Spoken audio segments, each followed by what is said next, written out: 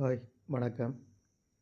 அதில் என்ன விஷயம்னு சொன்னால், எதிர்வரும் 21ஆம் தேதி இந்த பொது வாக்கெடுப்பு, அதாவது இந்த ஜனாதிபதி தேர்தலுக்கான பொதுமக்களுக்கான வாக்கெடுப்பு நடைபெற இருக்கின்றது.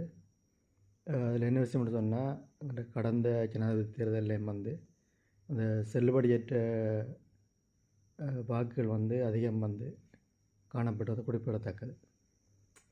இப்போ இந்த செல்லுபடியற்ற வாக்குகள் பெறாமல் செய்யணும்னு சொன்னால், நாங்கள் வாக்களிக்கிறது சரியாக நடைபெறணும். வாங்க அது எவ்வாறு செயற்படுத்தப்பட வேணும்னு சொல்லி பார்க்கலாம். இதை பற்றி சொன்னால், ஒரு கட்சிக்கு மட்டும் நாங்கள் வாக்களிக்கிறது, அதாவது இந்த தர அடையாளம் போட்டால் ஒரு கட்சிக்கு மட்டுமான வாக்களிப்பு. இது செல்லுபடியாக பாருங்கள். நான் முதல்ல